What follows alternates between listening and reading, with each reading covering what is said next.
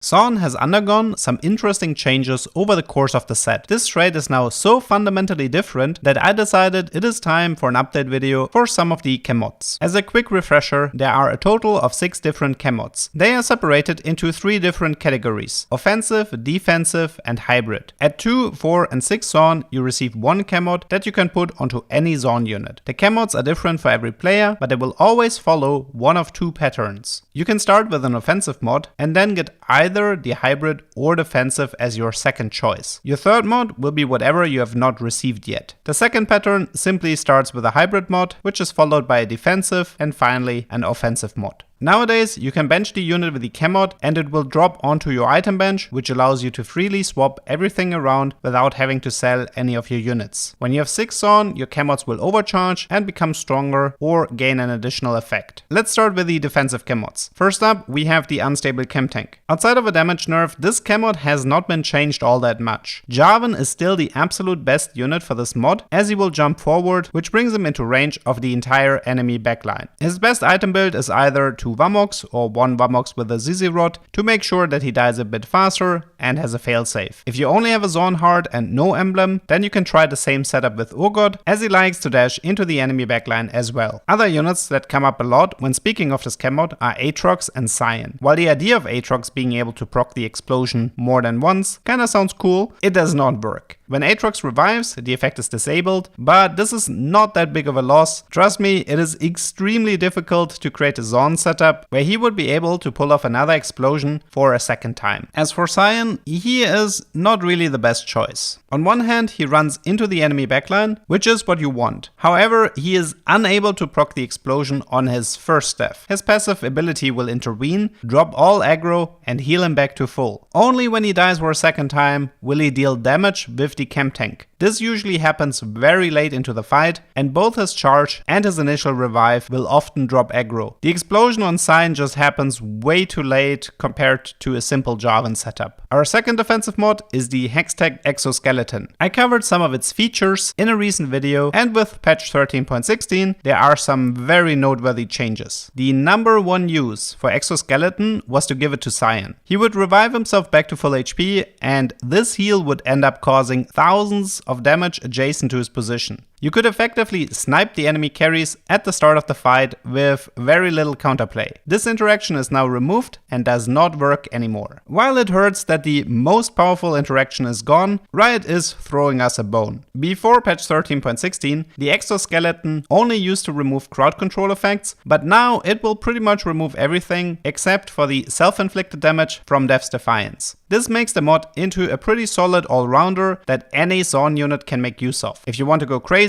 then there's still one interaction you can utilize. You can create a setup for Jarvan that involves items like Radiant's Dragon's Claw and throw in Targon units to increase the heal. You also want to run a Zoraka, since her heal on Jarvan can cause a significant amount of damage to units adjacent to him. Jarvan should be able to stay alive for a long time in this setup, stunning his enemies and constantly dealing magic damage around him. For the offensive Chem Mods, I mainly want to talk about the Robotic Arm. I made a lot of videos about Robotic, and it turns out that all of them are now obsolete. Riot did fix the interaction with Zeri fairly fast, and it has become one of the better Chem Mods for her. There used to be a pretty cool strategy involving Aatrox and Belveth. You would hope for the Robotic Arm to proc just before they would cast her ability, and then the bonus attack speed would remain for the entire ability duration, giving you a massive damage increase. While this change was not listed in the patch notes, I've recently tested this interaction on the PvE, and Riot confirmed to me that this does not work anymore. It's still a decent option for Heimerdinger, since he shares his attack speed with his turret, and as far as I can tell, this is still working fine as long as Heimerdinger stays alive. The last Chem Mod I want to talk about is the Shimmer Injector. Truth to be told, I realized somewhere in Set 9 that I misunderstood how this mod worked. The description reads that the holder receives 25% attack speed, and the first time they would drop to 1 HP, they would increase their attack speed bonus by 100% and heal for 35%. The overcharge increases the attack speed by 400% and heals the unit back to full. It's kind of easy to get misled into thinking that the unit would receive either a 100% or a 400% attack speed buff, but this would be insanely broken. Instead, the bonus percent is based on the 25 attack speed buff that the Chem Mod grants at the start. If the normal mod procs, then the 25% attack speed buff is boosted by 100%, so now you end up with a total of 50% attack speed from this mod. If the overcharged mod procs, then the 25% is boosted by 400%, which results in 125% bonus attack speed. This is still useful, but nothing too crazy, so you never have to feel bad for giving the mod to Urgot if you're only interested in the heal. There is one interesting tech I showcased in a previous video that you can use with Zaun, where you wait with the injector until Zaun dies for the first time. You can give him the mod afterwards, and now he will heal himself back to full and is ready for round 3. You can simply bench Zaun at the start of the round if you want to repeat the process. We are getting pretty close to the mid set, so I am curious if the Zaun trade will survive or if we end up receiving any new interesting Chem Mods. I wouldn't mind, considering most of my favorite interactions are now in the dumpster. I hope you learned something and see you next time.